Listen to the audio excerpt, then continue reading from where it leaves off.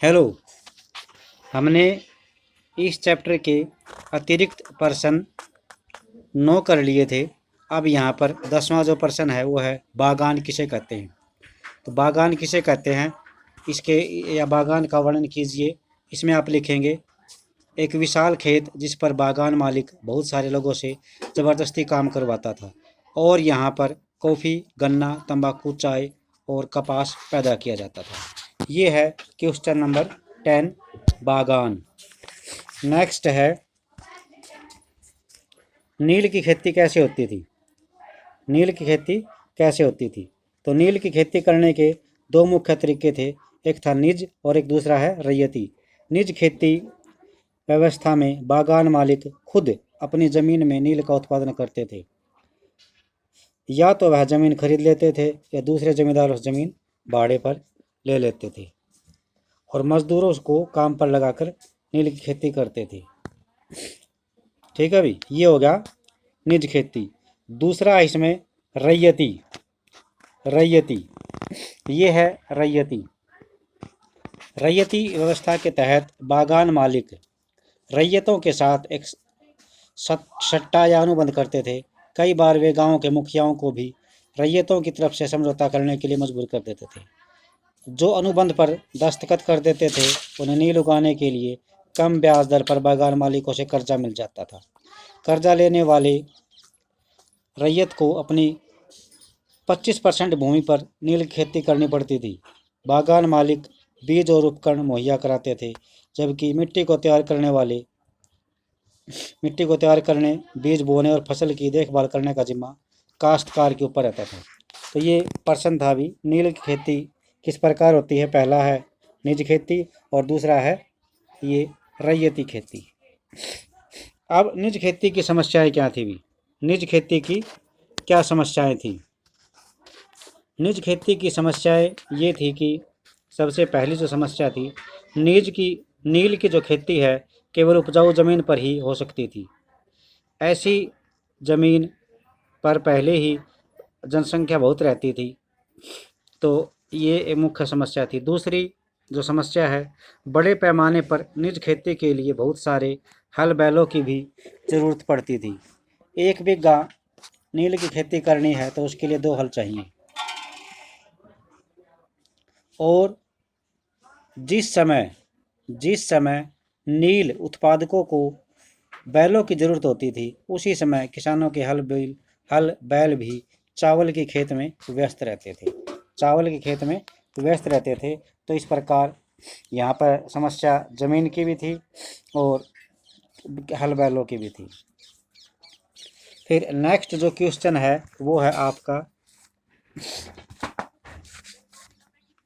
पहले तो बिग्गा शब्द का वर्णन करना है अपने। बिग्गा क्या होता है भी। ज़मीन की एक माप है। ब्रिटिश शासन से पहले बिग्गे का आकार अलग अलग होता था। बंगाल में अंग्रेजों ने इसका क्षेत्रफल करीब 1/3 तय कर दिया था। फिर इससे पहले प्रश्न बनता है भी गुलाम। गुलाम शब्द का क्या अर्थ है। ऐसा व्यक्ति जो किसी दास या स्वामी की संपत्ति होता है। गुलाम के पास कोई आज़ादी नहीं होती, उसे अपने मालिक के लिए काम करना पड़ता है।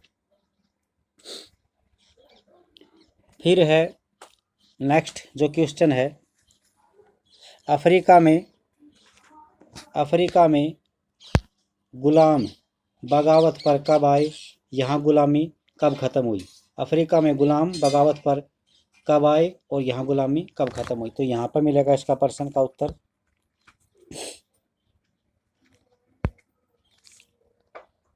अफ्रीकी गुलामों ने 1791 में बगावत शुरू कर दी, अर्थात स्वामियों का कहना मना कर दिया। स्वामी जो कहते थे वो काम नहीं करते थे कि गुलाम।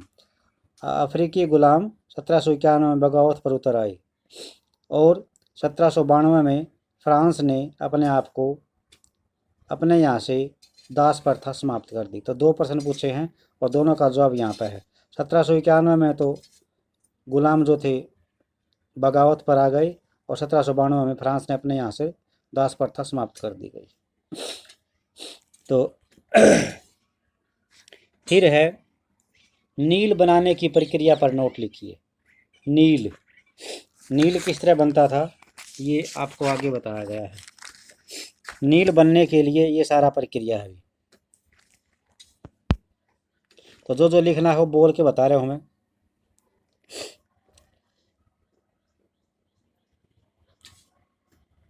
कटाई के बाद नील के पौधों की कटाई के बाद पौधों को कारखाने में स्थित वैट्स यानी हौद में डाल दिया जाता था।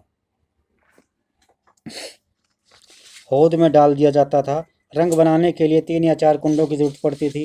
प्रत्येक कुंड पर अलग काम था। नील के पौधों से पत्तियों को तोड़कर पहले एक कुंड में कई घंटे डुबोया जाता था। फिर जब ये पौधे किण्वित हो जाते तो इस द्रव्य में बुलबुले उठने लगते। अब सड़ी हुई पत्तियों को निकाल दिया जाता था और द्रव्य को एक दूसरे हौद में छान दिया जाता था। दूसरा हौद पहले हौद के ठीक नीचे होता था। इस घोल को लगातार हिलाया जाता था और खंगाला जाता था। जब यह द्रव्य हरा और उसके बाद नीला हो जाता तो इसमें चूने का पानी डाला जाता था। धीरे धीरे नील की पपड़ी नीचे जम जाती थी और ऊपर साफ द्रव निकल आता था। द्रव को छानकर अलग कर दिया जाता था और नीचे जमीन लुगदी की गाद का दूसरा कुंड है इसमें डाल दिया जाता था और फिर से निचोड़कर बिक्री के लिए सुखा दिया जाता था। तो ये सारा का सारा सिस्टम है भी। इस पैराग्राफ में सारा नील का प्रक्रिया है, नील कैसे बनता है। फिर नील विद्रोह की शुरुआत कैसे हुई। नील विद्रोह, ये नील विद्रोह है भी। 1859 में नील रैयतों को लगा कि बागान मालिकों के खिलाफ बगावत में उन्हें स्थानीय जमींदार और मुखियाओं का भी समर्थन मिल सकता है। बहुत सारे गांवों में जिनमें मुखियाओं से नील के अनुबंधों पर जबरदस्ती दस्तखत कराए गए थे, उन्होंने ही नील किसानों को इकट्ठा किया। लाठी वालों के साथ आमने सामने की लड़ाई लड़ी। कई स्थानों पर रैयतों को बगावत के लिए उकसाते हुए खुद जमींदार गांव गांव घूमने लगे और उनको जमींदारों को लगता था कि बागान मालिकों की ताकत बढ़ती जा रही थी।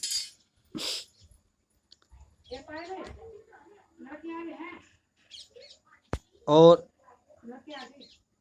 जब 1857 के जो परिणाम थे वो क्या हुए। 1857 की बगावत के बाद नेक्स्ट जो क्वेश्चन है वो ये है, 1857 क्रांति के परिणाम क्या हुए। 1857 की बगावत के बाद ब्रिटिश सरकार एक और व्यापक विद्रोह से खतरे से डरी हुई थी। जब नील की खेती करने वाले जिलों में एक और बगावत की तैयारी खबर मिली तो लेफ्टिनेंट गवर्नर ने 1859 की सर्दियों में इलाके का दौरा किया। रैयतों को लगा कि सरकार उनकी दुर्दशा से परेशान थी। बरसात में मजिस्ट्रेट एस्ले ईडन ने एक नोटिस जारी किया। इसमें कहा गया कि रैयतों को नील के अनुबंध मानने के लिए मजबूर नहीं किया जा सकता और ये विद्रोह आयोग बनाया गया। इसमें नील के जो किसान थे उन पर कोई मुकदमा न चलाने का आदेश दिया गया। तो ये था भी सारा का सारा पर्सन। इसके साथ ही आपका जो चैप्टर है वो ख़त्म हो गया है। तो ये जो सारे पर्सन हैं ये आपने लिखने हैं। ये लास्ट में जो है नील विद्रोह का परिणाम, ठीक है, नील विद्रोह का परिणाम क्वेश्चन है और ये नील विद्रोह की शुरुआत है। तो ये यहाँ पर सारा का सारा काम आपका कंप्लीट होता है। थैंक्स।